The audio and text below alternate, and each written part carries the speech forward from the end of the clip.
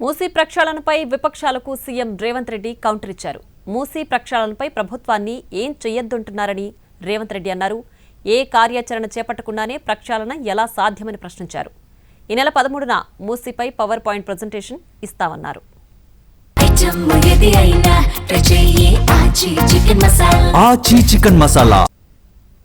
Gujarat Ahmedabad Sabarmati river front కట్టుకుంటుంది.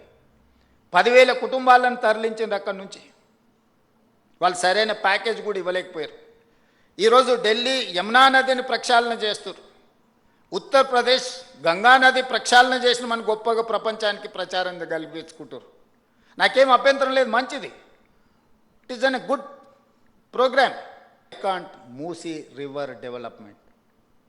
Ahmedabad Sabarmati river front చేసుకోవచ్చు, ఢిల్లీ యమునా నది river front develop చేసుకోవచ్చు, ఉత్తరప్రదేశ్ గంగా నది రివర్ డెవలప్ చేసుకోవచ్చు. హైదరాబాద్ నగరం మాత్రం మూసీ నదిని ప్రక్షాళన చేయొద్దు అనడము ఏ మేరకు సమంజసము? నేను ఒకటే అడుగుతున్నా, వద్దనే వాళ్ళని. మీరు మొత్తం ప్రాజెక్టే వద్దమని ఒక అపార్ట్మెంట్కు సంబంధించిన చర్చ జరిగింది. ఎందుకంటే అక్కడ జర్నలిస్ట్ మిత్రులు ఉన్నారు. నేను కన్వే చేసిన అది 7 ఎకర్స్ ఉంది. ఆ 7 ఎకర్స్లో మూసీ నది ఒడ్డున, ఈసా నది ఒడ్డున ఉంది. అది నదులకు బఫర్ జోన్ 50 మీటర్లు, నాలాకు బఫర్ జోన్ 10 మీటర్లు. ఈసా నది ఒడ్డున ఇది నాలా అని చూపించి 2004-05లో బిల్డరు అనుమతి తీసుకొని వచ్చి అక్కడ అపార్ట్మెంట్స్ కట్టింది. 2004 తర్వాత 2012లో చట్టాన్ని సవరించి స్పష్టంగా నాలా అయితే ఎంత ఉండాలో, చెరువులు అయితే ఎంత ఉండాలి బఫర్ జోన్, నదులైతే ఎంత ఉండాలి బఫర్ జోన్, కేటగారికల్గా చట్టాన్ని మనం ఆమోదించుకున్నాం శాసనసభలో. 2012 నుంచి యాక్ట్ మనం ఇంప్లిమెంట్ చేస్తున్నాం. బిల్డర్స్ అక్రమంగా అనుమతి తెచ్చుకొని కట్టినరు, మన వాళ్ళు కొనుక్కున్నారు. అనుమతి చూసే కొనుక్కున్న వాళ్ళ గురించి నేనేం తప్పుగా చెప్పట్లేదు. అనుమతులు అన్నీ చెక్ చేసుకున్నాం. ఇప్పుడు ఎంతైతే స్క్వేర్ ఫీట్ కన్స్ట్రక్షన్ చేసిందో కొత్త నిర్మాణానికి అవసరమైన డబ్బులు బ్యాంకులో డిపాజిట్ చేస్తా, మీరే ఒక సొసైటీ పెట్టుకొని మీరు కట్టించుకోండి. ఇది ఇంకా భవిష్యత్తులో ఎప్పుడు మీకు అమ్ముకోవడానికి కొనుక్కోవడానికి కూడా ఉండదు. ఈ 50 మీటర్ల బఫర్ జోన్ అనేది బ్యాన్ చేస్తాం. ఇప్పటికిప్పుడు కూలగొట్టకపోయినా భవిష్యత్తులో అది మీకు జీరో వాల్యూ అవుతుంది. మీ మేలు కోసం మీరు నష్టపరిహారం తీసుకొని మీరు వేరే దగ్గరికి వెళ్ళి కొనుక్కుంటాం అంటే మీ ఇష్టం.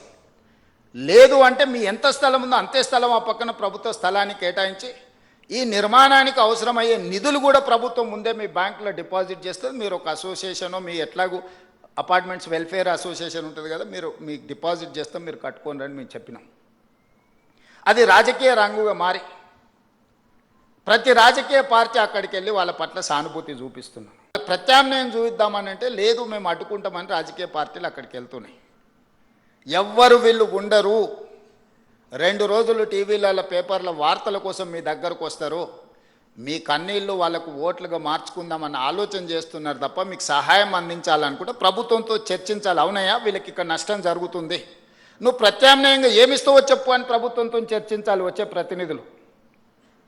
మోడీ గారు గొప్పగా చేసిందని చెప్పేవాళ్ళు, ఆ పార్టీకి ప్రాతినిధ్యం వహిస్తున్న వాళ్ళు ప్రభుత్వంతో చర్చించవచ్చు కదా. They are also constitutional authorities. వాళ్ళు కూడా యూనియన్ క్యాబినెట్ మినిస్టర్లు ఉన్నారు, యువతలు ఉన్నారు.